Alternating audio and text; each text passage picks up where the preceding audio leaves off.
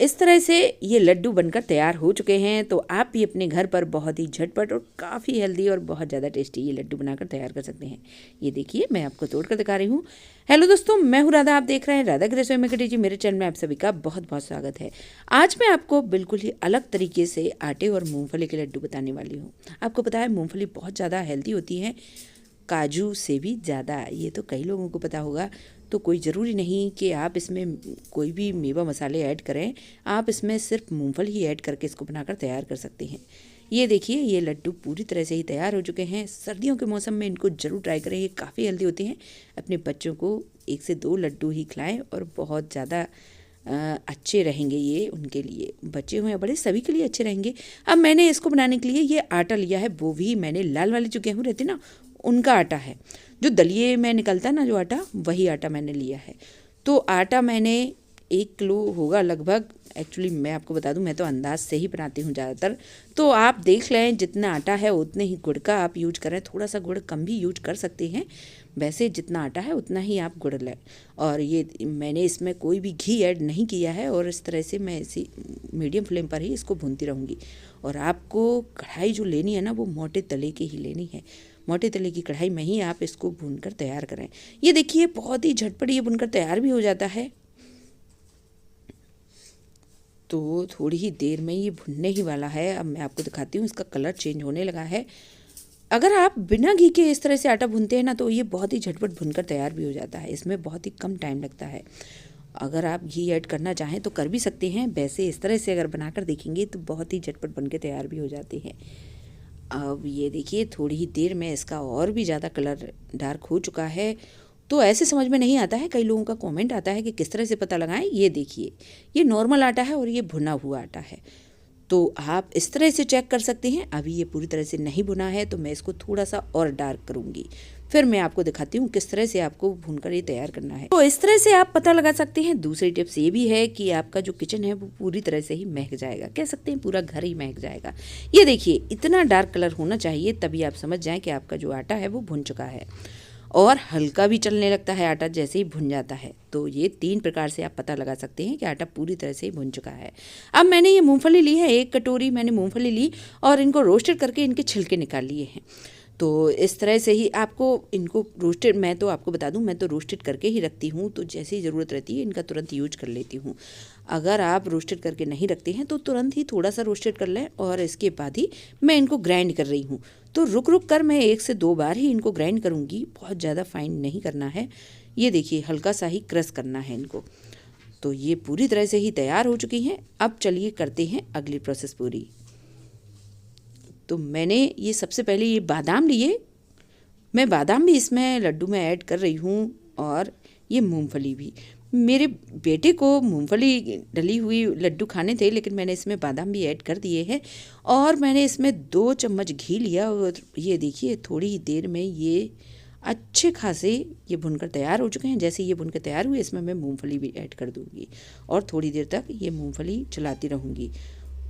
ये देखिए तो इस तरह से आपको ये दोनों ही अच्छे खासे भूनकर तैयार कर लेने हैं। तो देख सकते हैं आप काफ़ी ज़्यादा क्वांटिटी हो चुकी है। तो मैंने इसमें बादाम भी लिए हैं। तो अगर आप बादाम ऐड ना करना चाहें तो रहने भी दे सकते हैं, सिर्फ मूंगफली का ही यूज कर सकते हैं। या फिर आप मूंगफली ऐड ना करना चाहें तो इसमें आप कोई से भी ड्राई फ्रूट्स ऐड कर सकते हैं, लेकिन लड्डू बनाने का तो यही तरीका रहेगा। ये देखिए ये पूरी तरह से ही भुनकर तैयार हो चुके हैं। जब इस तरह से अच्छा खासा इनका कलर आ जाए तो आप गैस की फ्लेम ऑफ करके इनको थोड़ा सा चलाते रहें, बस इनको साइड्स में निकाल लें। इसके बाद उसी पैन में ही मैंने 4 से 5 चम्मच घी लिया और इसमें मैं ये देखिए मैं आपको बहुत ही आसानी से बनने वाला ये लड्डू बता रही हूँ। वैसे मैं आपको कई तरीके से बता चुकी हूँ। कई लोगों का ये कमेंट आता है कि आटे के लड्डू बनाना बहुत ही कठिन हो जाता है जब उनमें गुड़ मिक्स करते हैं। तो मैं आज आपको बहुत ही आसानी से बता रही हूँ कि आप इस तरह से ये देखिए एक गुड़ का शुगर सिरप बनाकर तैयार करें और इसके बाद ही आप बहुत ही आसानी से उसमें मिक्स कर सकते हैं आटे में। तो मैं आपको बता दूं आटा तो मैंने 1 दिन पहले ही भून कर रख लिया था। मैं दूसरे दिन ये मतलब ये सारी प्रोसेस कर रही हूँ। तो आप चाहें तो अगर आप बिजी हैं तो आटे की प्रोसेस तो आप पहले भी पूरी कर सकते हैं। अब धीरे धीरे करके मैं एक ये शुगर सिरप बना रही हूँ, वो भी गुड़ का।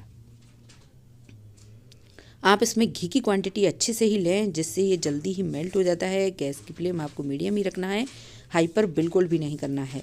और धीरे धीरे करके इसके जो टुकड़े रहते हैं ना, उनको आपको तोड़ते जाना है। अब ये देखिए, इसमें मैं ये पोस्ता दाना डाल रही हूँ। ये रोस्टेड किए हुए रखे थे, आप चाहें तो फ्राई करके भी डाल सकते हैं। जब आप फ्राई कर रहे हो ना कोई भी मेवा मसाले या मूंगफली, तब आप डाल सकते हैं। अब मैंने ये पोस्ता दाना भी डाल दिया है। और मैं आपको बता दूं, मैं इसमें अदरक वाला जो पाउडर रहता है ना, वो डाल रही हूँ लड्डुओं में। अगर आपके पास वो ना हो तो आप इसमें अदरक भी डाल सकते हैं ग्रेट करके। तो ये देख सकते हैं पूरी तरह से ही ये शुगर सिरप तैयार हो चुका है। इसी तरह से ही आपको ये बनाकर तैयार करना है। जैसे ही इस तरह से ये शुगर सिरप बनकर तैयार हो जाए, आपको कुछ नहीं करना है, गैस की फ्लेम ऑफ कर देना है।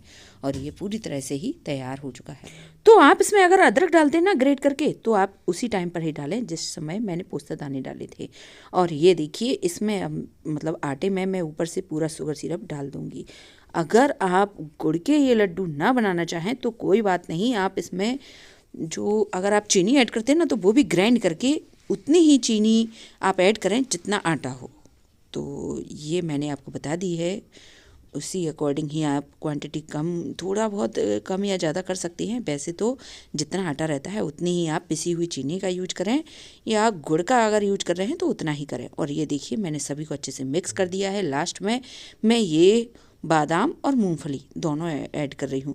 मैं आपको बता दूँ, हम लोग एक जगह गए हुए थे, तो वहाँ मेरे बेटे ने जब मूंगफली और आटे के लड्डू खाए तो उसको बहुत ही ज़्यादा पसंद आए। तो उसने बोला कि आप भी बनाना मम्मा। मैंने कभी नहीं बनाए हुए थे, मैंने तो पहली बार ही बनाए हैं। मैंने सोचा आपसे भी शेयर कर देती हूँ, तो इसीलिए मैंने ये लड्डू ट्राई किए और बहुत ही ज़्यादा पसंद आए हैं सभी को। इस तरह से मैंने सोचा आप भी इसको एक बार ज़रूर ट्राई करें, ये काफ़ी पसंद भी आते हैं। और ये देखिए, सभी को अच्छे से मिक्स कर दूँगी।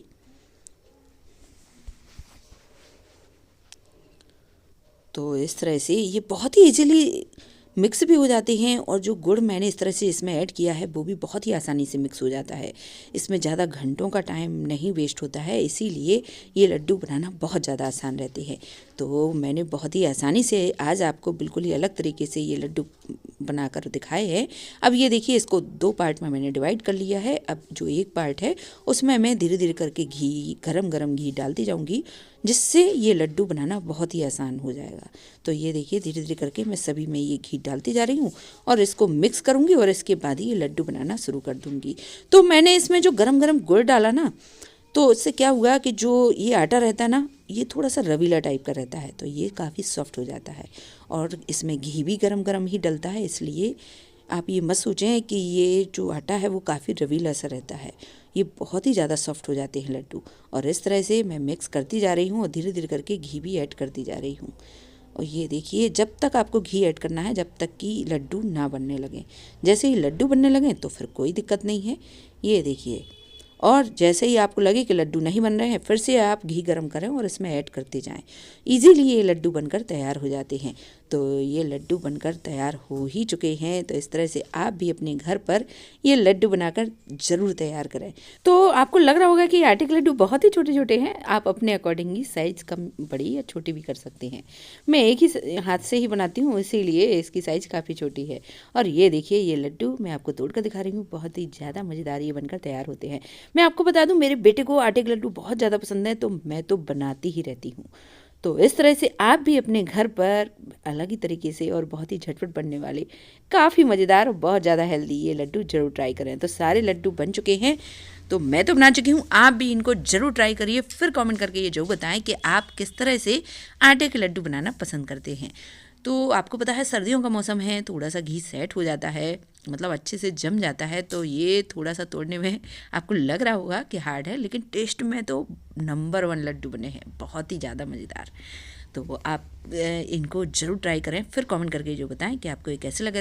अगर आपको ये पसंद आते हैं तो चैनल को लाइक, सब्सक्राइब और शेयर करना बिल्कुल भी ना भूलें। और कोई ज़रूरी नहीं कि आप सिर्फ सर्दियों के मौसम में ही इनको ट्राई करें, आप गर्मियों के मौसम में भी इनको ट्राई करें, या कोई सा भी मौसम हो। ये मुझे पता है कि आपको ये बहुत ही ज़्यादा पसंद आएंगे।